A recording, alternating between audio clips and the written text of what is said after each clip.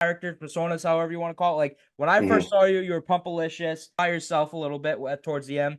Then back with somebody like David Morales, commissioner, to now like Yep. the righteous hands. Like, what was the process from like transition? I can't do all those things at 6 foot, 250 pounds or whatever I am. You have to be athletic to do this. Now you have to have a creative side to you also to be able to. Music is my number one passion, live music specifically, and heavy music on top of that. Was that right? The first promo you did for the Rumble as a righteous hand, For me, it's a matter of like tuning everything else out, getting in the zone. like a curveball, but like out of nowhere, like a state representative started coming to like wrestling shows. We needed somebody that we could protect, and out that he like took control of the company. As soon as I saw that, I went right to the powers that be in RWA and said, he needs a couple of heavies. I got a really bad concussion, and that it turned the lights off, and it was very scary. So I walked away from wrestling because of that, and that's kind of not something that's talked about much. Welcome one and welcome all. Hosted by none other than Coach C. Chris Sanders, you're tuning into the Character to Canvas podcast.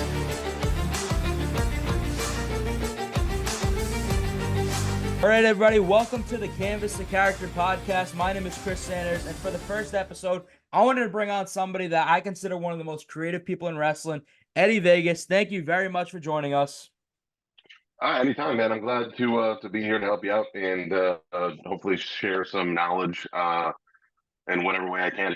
We talk often behind the scenes, and I'm always willing to listen to anybody's ideas and creativity. I'm definitely always willing to push people's boundaries and help them kind of come up with some new things. So this will be great.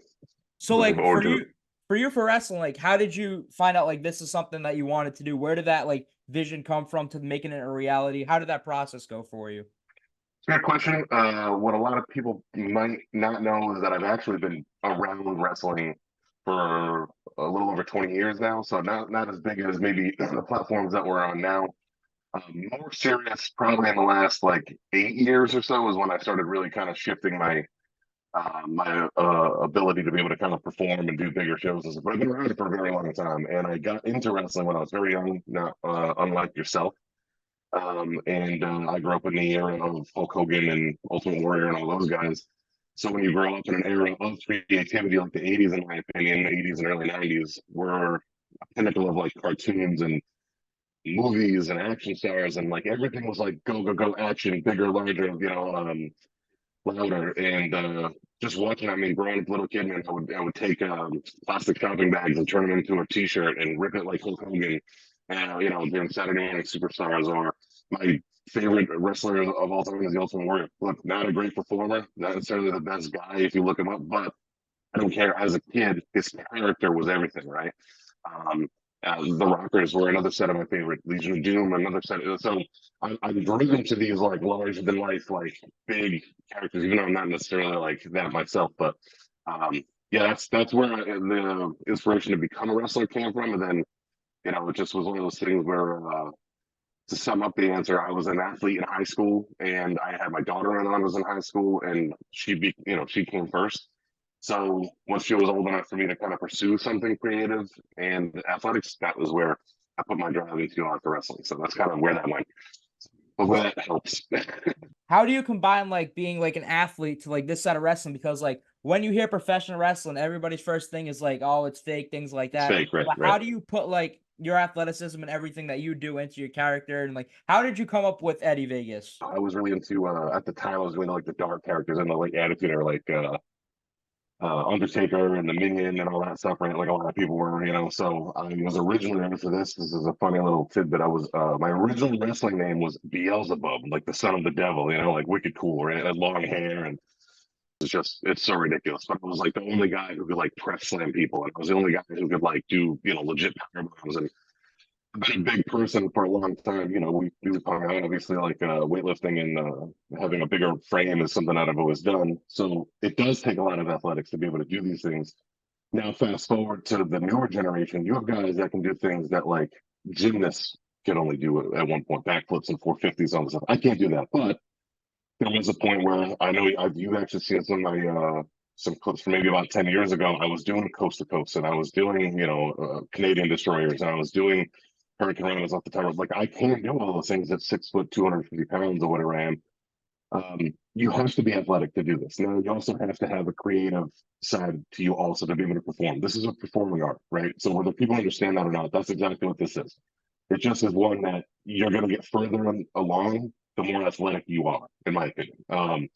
Look the part, act the part, come up with something different, come up with something fresh. So, if 80 people are, cookie cuttering themselves after the Young Bucks, guys, there's only one set of Young Bucks. You're only going to go so far. But if you take that and use that inspiration to come up with your own new thing, there's nothing wrong. Like you can always base something off of something else. Everybody's going to have an inspiration, right? But are you just like copying to like a T what that inspiration is, or are you going to take that inspiration and try to turn it into your own fresh thing? Now that's a different story, right? So hopefully that helps there too. Oh yeah. Long-winded answers, guys. I apologize. This like I'm curious about like the creativity. Like, so as long as I've known you, and I'm sure you have before, you've had like different like characters, personas, however you want to call it. Like when I Hmm. first saw you, you were Pumpalicious, and then the Yep. pandemic sort of hit. Well, Yep. first you started doing stuff by yourself a little bit towards the end, then the Yep. pandemic, and then you came back with somebody like David Morales, commissioner, to now like Yep. the Righteous Hands. Like, what was the process from like transition? Where do your visions come from? I know a lot of people like to say like movies give them inspirations, TV shows, Hmm. music, but like for you, what was that process like, and where do you get it from?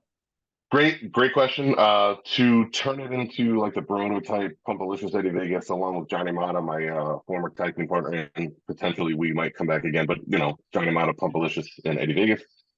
That was actually an idea that was like I'm a big fan of again like '80s action movies in the '80s. So like we wanted to be kind of like rundown bodybuilders. Like that was our whole gimmick, right? Like come out with like stringer t-shirts and bright pants. You remember, right? I've footage of it, everything, and we'll send some stuff to clip in. But so I wanted to be just like silly, like meathead, like dumb guy. You know what I mean? Like I just wanted to do this like over the top, like fun. Like we had the lunk alarm. Like if you go to Planet Fitness, if you drop the weights, they have the lunk alarm. So we had like a little bullhorn. I don't know if you remember that or not. Or Yeah, we did like a funny spot where like if Mata needed to like like get hulked up, we would throw him a thing of apple juice so he'd get juiced up. Like yeah, right. So I like having like fun in the ring, and I think that was a side of me that nobody really got to see prior to that.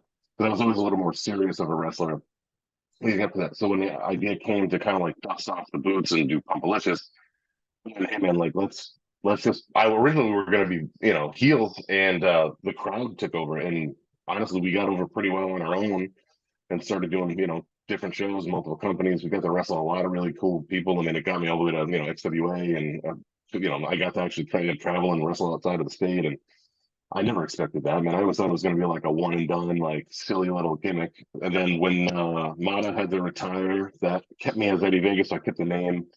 Kind of went more of like a heel, more of like a bruiser kind of type with Chad Epic and Kevin Giles. We had, I think it was the Initiative or something like that. I can't remember what they were called, but that was unfortunately short lived. And I think that could have done far more. I actually ended up, believe it or not, right before the pandemic, 2019. I got a really bad concussion, and that it turned the lights off, and it was very scary. So I walked away from wrestling because of that, and that's kind of not something that's talked about much. Pandemic happened, everybody's world shut down. It sucked for everybody, right? I still have a creative spirit, and it gives me drive to get in the gym and be healthy. So when everything kind of started coming back on in 2001. I sniffed around, got back with the old tag team partner, Johnny Mata. We put back together a couple of shit with this iteration was like fired bouncers, like almost like EPA, right? From the yeah, WWF or WWE, who you're familiar with, yeah. obviously. Um, and that was that idea, and that went on, and that's why we ended up getting linked up with Dave Morales, and that's where I still am. And now the Righteous Hand thing is just a new avenue for me to dust off and show people the fact that like I can talk, where something that a lot of people haven't seen yet is they know I'm big, they know I'm strong, they know I can be funny, and they know that I can play to the crowd. But to be able to show people that I have a gear that nobody's seen yet, it's just elevation, man. Yeah, not evolution rather. I'm sorry. Evolution is key to everything, right? You can't just be stuck with one idea. You have to constantly kind of be working on things. So that's my thing. No, I Good really question. like that. Like it's completely different to see like when you started when the prototype to like where like the Righteous Hand is right now, and it's only getting started. So I'm looking forward to that. Another thing I wanted to ask you was I don't know if I've never seen them, but like do you have like any like pre-match like rituals, routines, anything you do, or like how do you get in the mindset before a match? Like what's the process for you? That's a good question. All depending on the size of the match and depending on the storyline, depending on what I'm doing. I tend to go off on my own and sit in the corner. Sometimes I'll listen to music. I'll throw my earbuds in. I'll listen to my entrance music a few times to get myself ready for it, getting the cues down. I'm big on chewing gum. I know this is a weird thing, but I learned this in high school. If you chew gum while you're studying for something and chew the same piece of flavored gum, it brings back the memories more for you. So, like if you're Wow. going to take a test, I don't know if you can look it up, it's a real thing. Yeah. It's a Wow. psychology thing. So I always chew gum. I make sure to keep the same flavor. So I'll put a fresh piece in right before I'm about to go out. So that way, all the ideas are fresh again. So while I'm going through the match, the ideas, that's just something that I do. I like to, kind of sit with myself. I do some stretching, some push-ups, things like that. But it's really just a matter of getting in the mindset. So I tend to be quiet before the shows. And some of that talks, obviously, and likes to goof around, and I'm very familiar with everybody, and I'm very open to everybody. So when people see me get kind of quiet, everybody thinks that there's something wrong, and it's not the case. It's more just me getting into the character or the idea, or I mean, honestly, it's just nerves too, man. It's nervous to walk out and see 300 people out there screaming and yelling at you, or how many people we've been in front of lately. It's wild. Yeah. But yeah, I mean, I think everybody has their own thing. Everybody, for me, it's a matter of like tuning everything else out, getting in the zone, getting ready, and that's it, man. Just flipping that switch and going for it. And then one of the things that we started to learn about in class was like improv. And I remember we talked Mhm. about the story with Mata with the legacy match. You could talk about that one, but do you have any examples? Like obviously in wrestling, like the guys call their matches, so they have a rough idea of what's happening. But have you Yeah, ever had like a match or something where like something just didn't go according to plan and it was like on the spot for you? yeah. There's the match with Mono where me and him broke up. Legacy was essentially like a street brawl. He kind of took a rough tumble on a spot, and the match kind of got called because of being nervous about him having a possible concussion, which is understandable. So you kind of have to learn on the fly to cut things out.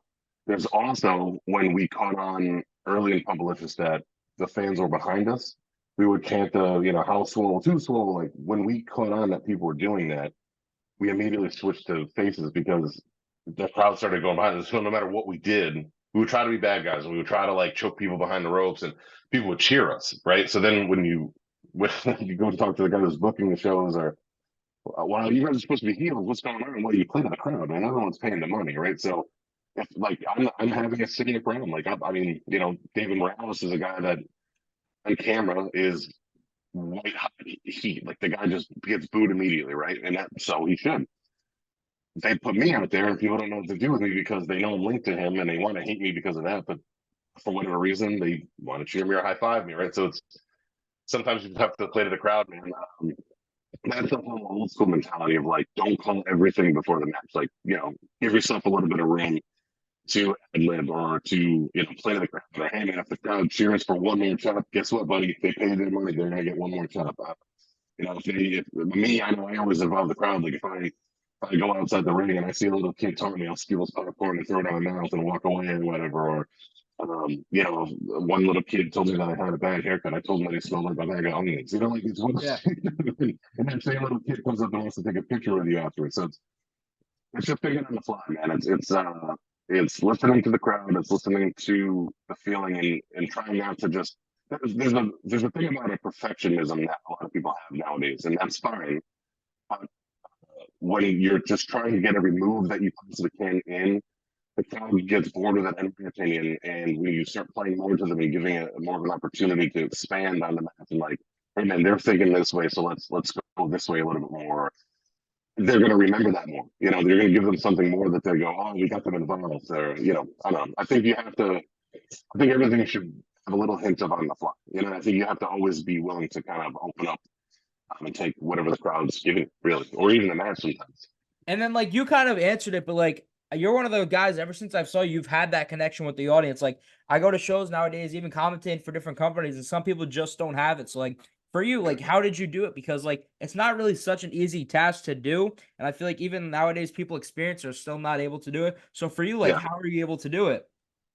I liken the fact of me connecting with a crowd to where I get a lot of my inspiration to be like my characters. I didn't really switch on that, but to give you a little bit more of an insight, music is my number one passion. Live music specifically, and heavy music on top of that. I've always wanted to be the front man in like a heavy metal band or a hardcore band, or is where I come from, and I've just never been able to get that off the ground. So wrestling is an opportunity for me to kind of emulate my favorite frontman in bands, like Phil Anselmo from Pantera, or Peter Steele from Type O Negative, or I mean, you had Brandon Chapetti from Bleeding Through. There's a bunch of these guys that when you see them on stage, Glenn Danzig from the Misfits of Danzig, they look intimidating, and they demand like you to participate in the crowd, right? So when I go out there as Pumpalicious and I go, whatever, you hey, whatever you do, you look at them, you get their attention, you make sure that everybody in the crowd feels what you're feeling, and if you're taking a bump, oh man, make sure that they can see that you're in pain, or make sure that they can see that you're concerned. Or I think I personally try to make sure that people are involved because I come from a background of music. And with that, again, I mean, if you look any of those guys up that I just mentioned, the common theme you're going to see there is they command like you to pay attention to the show, right? You don't see a lot of people on cell phones for these bands because they are paying attention to what's going on stage, right? Where some bands you go and you just see everybody typing on TikTok and whatever, and that's fine too. Again, wrestling shows are the same, right? Mm-hmm. But I think it's a matter of having a sense of going back to acknowledging the crowd, man. Just make sure that there's a connection there. Don't let them just wander off. And if again, you're allowed like sit on the crowd and oh my god, I'm so hurt. We're like, I don't know. It's just you either kind of have that charisma or you don't. I think, and that's something that you can eventually teach, but not everybody gets it. And that's I get how to do a backflip. So yeah. And then like that was another thing I wanted to mention. Like one of the big parts I feel about wrestling, like especially for somebody who comes for the first time, is the entrance music. Like that's your like introduction sort of for. So I don't know if I've heard your new one for the Righteous Hand, but like what is the process like for you to like think about like a theme song that like fits you? Like how do you go about that? That's a really good question. That's something that I painstake over. That's a big thing for me. Just like something like your gear matters, right? Like I think that sets the tone. I think that sets the mood for what people are about to see. So the one that everybody probably links me to the best was the one from Pumpalicious, the Chasing Demons song, right? That's a guy named Jamie Johnston who's been around for a long time. It's a song called Chasing Demons. If you hear that song, you immediately think Eddie Vegas, right? And I had cues in that song. Like I knew how long it took me to get through the curtain. I knew how long it took me to do the household too Swole. I knew how long it took me to get around the ring. Like I had cues, and every single time I did the exact same stuff. Later on, we switched it to AC/DC, Bearded Deeds, Done People, because we're the bouncers that are being paid for something. And again, even that, I have these cues in my head where I know it's 10 to, I try to be under 10 seconds to have the crowd see me. And then from there, it's a matter of how big the building is of a walk that we have out. So I think that matters tremendously. I think if you have the wrong entrance music, I think it can totally throw people off from your character even. Like if you have something too heavy and you're trying to be a nice guy, people aren't going to believe it, right? Or if you have something that, if you have a rap song that's talking about being cocky or, wanting nothing but money, but you're out there trying to be a baby face and getting cheers from you, it's the two don't go together. So I don't, just because your favorite song at the gym gets you hyped up doesn't mean that it's going to match your character when you're out in the ring. And also doesn't mean that the people in the crowd are going to understand it or even want to ever hear it again, right? Because there is such a thing as too offensive. You want to try not to have swear lyrics or swear words rather, because that can throw people off, right? A lot of these shows are PG. You want to make sure that you have certain beats. If it's too long of an intro, if you have people sitting there for more than 30 seconds and they haven't even seen you yet, dude, just don't even bother going through the curtain because you've lost them. But in my opinion, some people are going to argue that and hate that, but it's the truth, So. Yeah. And then one of the things we mentioned about like you've had like different personas and characters, like when do you feel it's time like to transition or to try something new? Like you've tried different things and it feels like not really like trying to stay like relevant, but like you yourself, like not the character. When is it time like, all right, hey, like maybe it's time we try this out or something like that, or trying any new ideas in general? That's a good question. That's more back to feeling the crowd.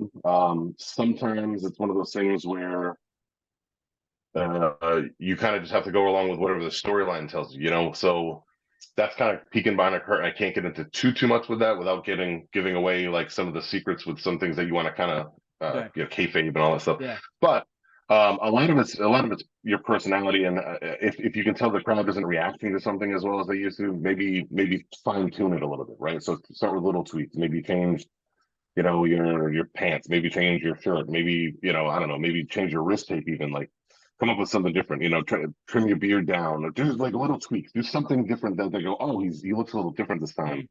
Maybe give a little more passion. Maybe a little less passion. Or sometimes it's how you look at the crowd or Then there's some where if you're just fed up with the character and you want to just try something new because creative people like to create, right? The righteous hand thing was me going, man, I've been the same like somewhat iteration of me for X amount of years now. I really want people to see something different, and I'm still kind of working on that, right? So that's a brand new thing. I haven't really showcased a lot of it other than one really big promo that went over really well, and a little bit of in-ring work. And that's something that I might take and really cut right down to a smaller level to work on it and create like almost like find an NXT level place to maybe try it out a couple times and then bring it up to the bigger stage, right? So sometimes you have to do that too. Don't be afraid to step back and try it out at a couple, and at practices sometimes, or come up with that bounce stuff off of people. My one of my biggest helps with coming up with a new creative ideas. My little brother, actually, my little brother Ben. Shout out to him. He used to wrestle a long time ago. He is very creative, very intelligent, understands the way my mind works better than even I do sometimes. So I was with him this weekend and I was giving him some ideas and going, man, I really think I could do this. And what if we added something here, or music wise, even like I'm down between two new songs for that. And he's telling me, he's like, well, it all depends on when you're gonna do it, man. And asking people for help do that. Pulling some people that you admire, pull them aside and go, like, not to break too much kayfabe, but Mighty Bosch, right? I'm a fan of him. I ask his opinion. You're a younger person. You're the new generation coming up. You have a great mind for the business. I'm constantly picking your brain about what you think of things, because if I don't get you, then what am I doing? Right? Right. You're that generation, right? If I can get you, then that means I can probably get more of the other people in the crowd with whatever I'm doing. So if I can't get you, then the other people who don't know wrestling as well aren't going to matter, right? So be open to things too. That's the other thing. Criticism, especially. And you mentioned it, like, one of the things that stuck out to me, I was doing like research, looking up things to ask you, like, was that right? The first promo you did for the Rumble as a righteous hand, like, what was the mindset with that? Like, what was the process from like everything? Like, it's little things that matter, like the setting you were in, what you were Yeah. wearing. What was the process with thinking about that? So I take a lot of things from inspirations. There's a band I'm into right now, getting back to music, a band called Twitching Tongues. They have a song called Preacher Man. And I'm legitimately obsessed with it. Like, me and my wife are obsessed with it. My brother's obsessed. Like, we're big fans of this one song. And if you listen to the song, there's something about that song. And I'm big into like crime documentaries and stuff. And there's a guy named Jim Jones, or you better heard of Jonestown. Have you ever heard the saying, drink the Kool-Aid? Like, Yeah. oh yeah, you're just drinking the Kool-Aid. Well, that's where it comes from, because he led a parish that moved down to, I believe, somewhere in South America. I can't remember. They called it Jonestown, in this religious cult essentially. And he was a very charismatic human. I mean, one of the most, he was groundbreaking at the time, right? So if you look the guy up and really look into the way he became popular or famous, it's because he broke like racial barriers and would accept black people and white people, or he just took in everybody when that wasn't a thing yet. Fast forward to, he gets all these people behind him, moves them down to this, barren place in South America, and then snaps, right? But if you watch him speak, he's very engaged, and you never really quite see his eyes, and he's got a cadence about the way he talks, and he's always moving his hand. And so you take a couple different pieces of what like creeps me out. Yeah.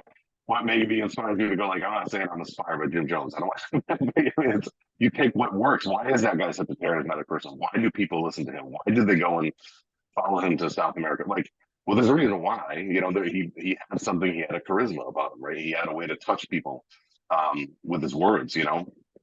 So you take the mashup of those with a couple other things that I have, and you just go, man. Like that promo was one take, one shot. I didn't edit anything out of it. I did it all in one take, and I'm very proud of that. I mean, it's just a promo, but I got a lot of praise for it, which felt great. So um, yeah, man. I mean, that's another good question. So, Yeah, especially with that, like that first promo, that was like the introduction to that character. So for like our mhm. perspective, us getting to see that, it was different. And like speaking about creativity, like there can be matches, promos. What are some of like your most memorable and like proud of like creative moments in wrestling? Oh man, honestly, it's as simple as it is. The Swole Swole thing that got us over really well. I didn't think that was going to be anything, man. I really thought the Publicist thing was going to be a one, maybe two match thing. And the more people saw us, the more people popped through the household two soul thing and started doing it with us. Um, the more we started getting asked to show up places, and the more booking opportunities that we had, and it was all like it was all supposed to be a silly thing. Like, me and Martin were both out of shape, like at the time, 2016 is when we came up with the idea. And then we're like, look, if we can both get in this good enough shape, let's do this like failed bodybuilder thing, and it'll be like really silly, it'll be funny, and blah, blah.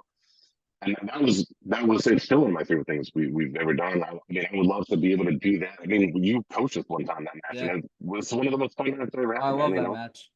And if you go back and that even all that had a process, but big thing for me is that it has to make sense. No matter how silly or serious it is, but whatever you're doing in the ring has to make sense at the end of the day. So like that's where I love being.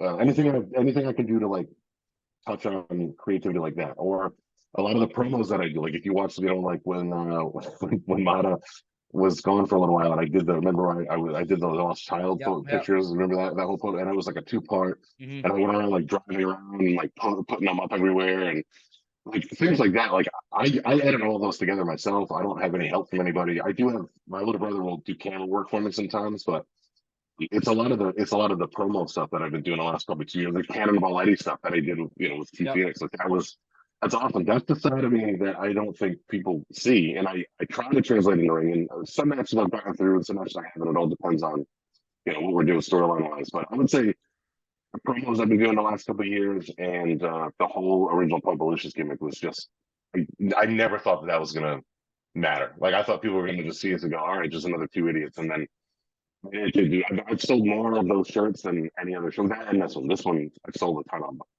And then like So, one of the things that I'll post clips about, like it was like I don't want to say it was like a curveball, but like out of nowhere, like a state representative started coming to like wrestling shows, and like before you know it, like he was starting to be a part of the show. So like, what was the process of pairing you guys with him? Because I think that was a pretty smart decision of doing it. And like, what was your thought I process on agree. it? Like to where it is now, like what have you been thinking about it?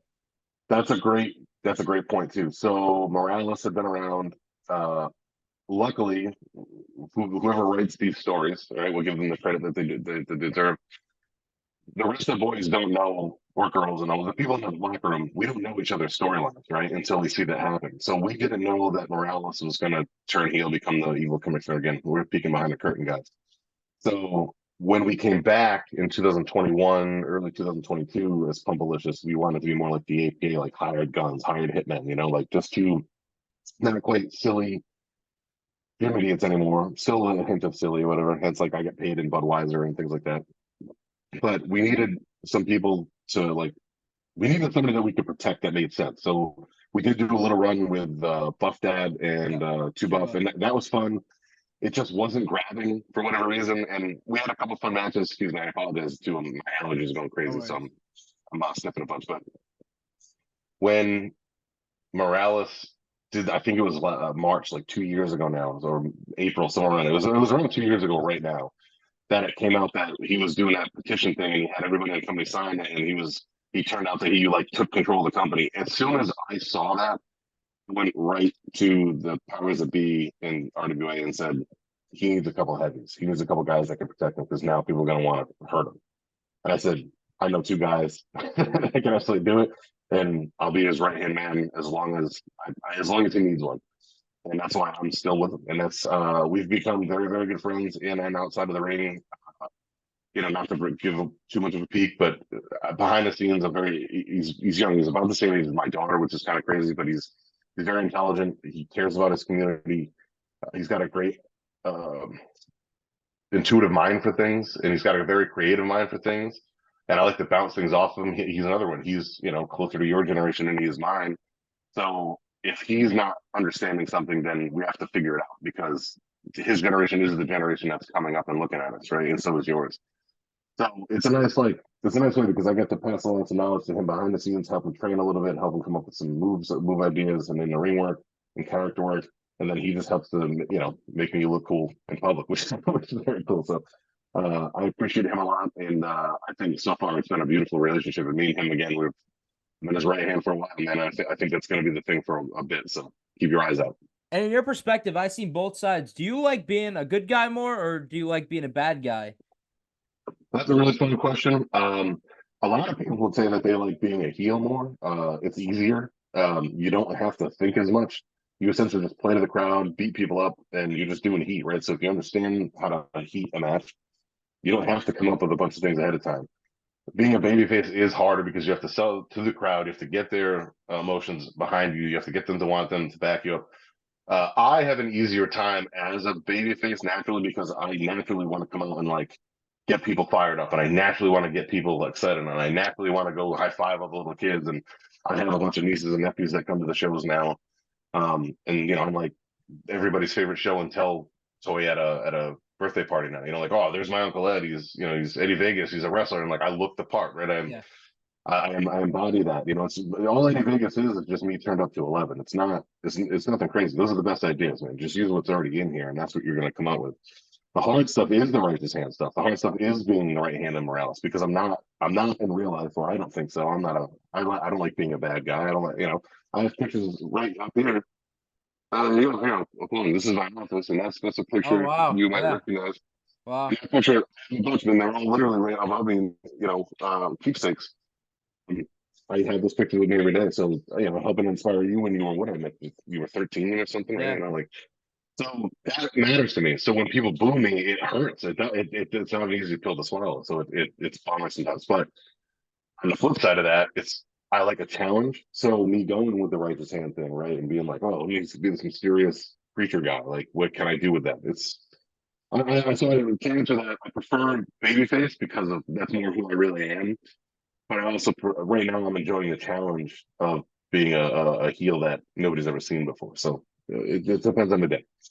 Yeah, and then like the last thing I want to ask you, we've learned about like in class about like different artists and things like that, and what like their legacy was and what they brought to the table. At the end of the day, like the day you decided like to hang up the boots, things like that, what do you want Eddie Vegas to be remembered for? Passion, passion, and being helpful, which is something that I really do have. It's more my identity. Like I like doing a lot of charity work. I like like we're gonna be doing the Special Olympics stuff. I love that, man. I love helping, and I love giving back to people. I'm not doing this for money. I'm doing this out of the sheer love of being a performing artist, and out of the sheer love of seeing like little kids' faces when you're a larger than life person coming at them.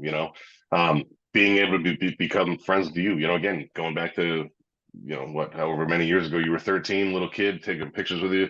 Now look at you're interviewing me for a college thing. Like that's crazy, man. So I think it's just more like whenever it's done, if and whenever it's done, because I've tried to hang it up a few times now, and yet I'm still sitting here. It's just remember me for the passion, and remember me for wanting to help everybody that I can. So I help people approach me for ideas. I help people try to pick my brain about how to expand what they're doing creatively. And that's the best thing I could ever want. Is just having people remember me for being helpful. So hopefully that helps. Yeah, thank you, Eddie, and thank you for everything. I know you said you play ideas off me. I do the same with you. I owe you a lot in wrestling, so thank you for everything. Thank you for watching this episode of Canvas and Characters, episode 1. Hope it was a success. Peace.